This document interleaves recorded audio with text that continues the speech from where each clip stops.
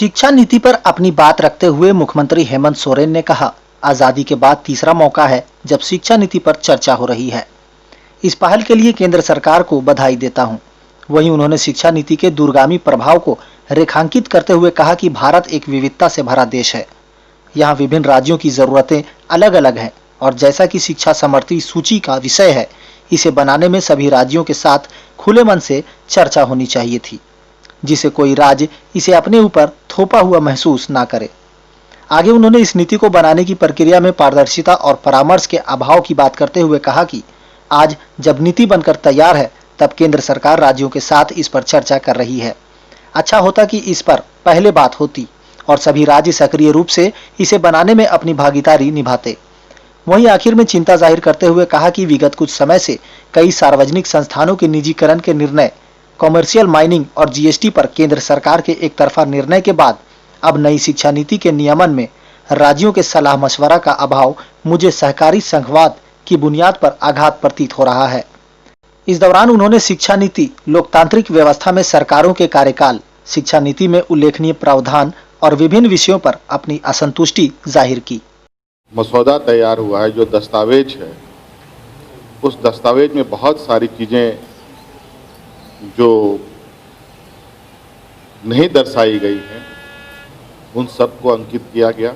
इस मसौदे में मुझे लगता है कि झारखंड, बंगाल, उड़ीसा, छत्तीसगढ़, मध्य प्रदेश जैसे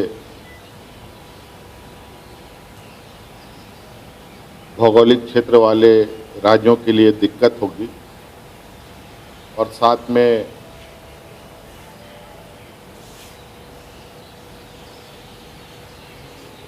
जो देश की सामाजिक व्यवस्था है,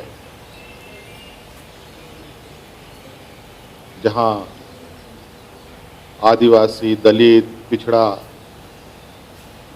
जिनकी संख्या लगभग 70 से 80% है,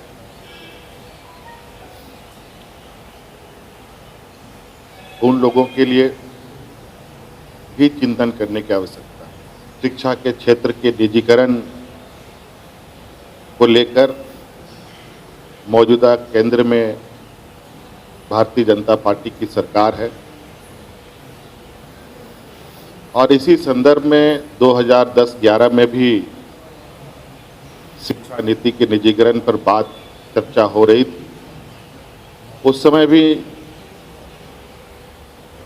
भारतीय जनता पार्टी ने पुरजोर विरोध भी किया था, ये भी हमने उनको अवगत कराया। हमारा भी उसमें विरोध था। ये विरोध राजनीतिक कारणों से ही नहीं होना चाहिए, बल्कि जन भावनाओं के अनुरूप होना चाहिए। आज इन सब चीजों को ध्यान में रखना आवश्यक है। आज धन संग्रह के सबसे अधिक व्यवस्थाएं केंद्र सरकार के पास है। राज्य सरकार नाम मात्र का धन संग्रह करने की शक्तियां प्राप्त राज्य सरकारों को है। ऐसे में वित्तीय व्यवस्थाएं कैसी होगी, मौजूदा प्रस्ताव, मौजूदा दस्तावेज में हमें देखने को नहीं मिला। आज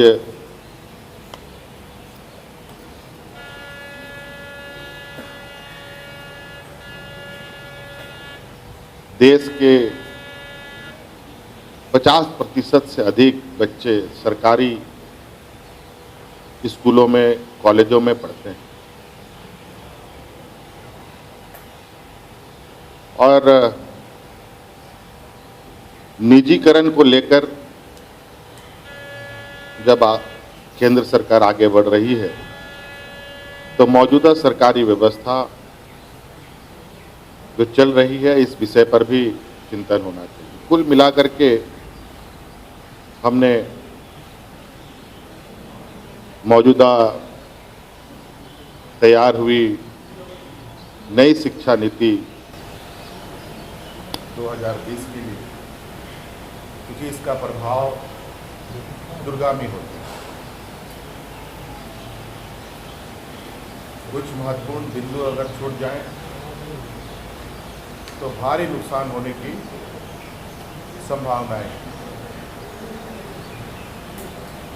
तो इस तरीके से सभी बातें हमने रख दी हैं और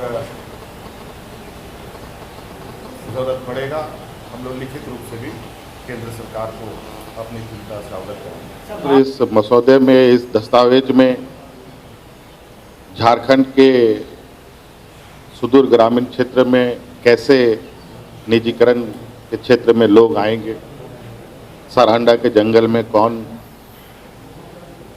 यूनिवर्सिटी खोलेगा, बंगाल के जंगल महल में कौन खोलेगा, उड़ीसा के काले हंडी में कौन खोलेगा,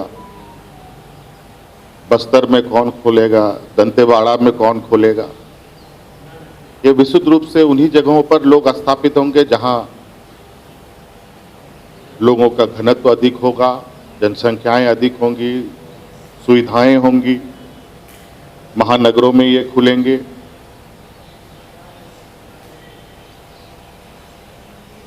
और अनुसूचित जाति, जनजाति, पिछड़ों का जो आरक्षण है उस संदर्भ में भी इस ये में दस्तावेज में स्पष्ट नहीं है।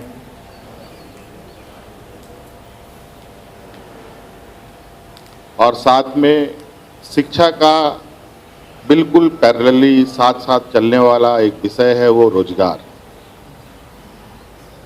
उस रोजगार का भी कोई जिक्र मौजूदा दस्तावेज में नहीं है।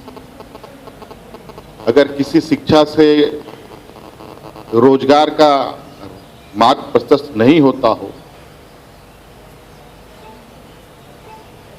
तो उस शिक्षण को कैसे ग्रहण करेंगे। इस राज्य में या देश में गरीब गुरबा, किसान, मजदूर, आदिवासी, दलित पढ़ाई से अधिक अपनी पेट की चिंता भी इनको होती है। और आज के दिन में जिस तरीके से बहुत हिम्मत जुटा करके शिक्षा की क्षेत्र की सीढ़ियों पर चढ़ाई चढ़ रहे हैं, निजीकरण करने से उनकी इस हिम्मत या वो सीढ़ी छीनने के बराबर जाता होगा। इसलिए कुल मिलाकर के हमने अपनी आशंकाएं जता दी हैं और आगे सरकार के जो इम्प्लीमेंट करने की जो व्यवस्थाएं हैं उस पर हमारी नज़र रहेगी।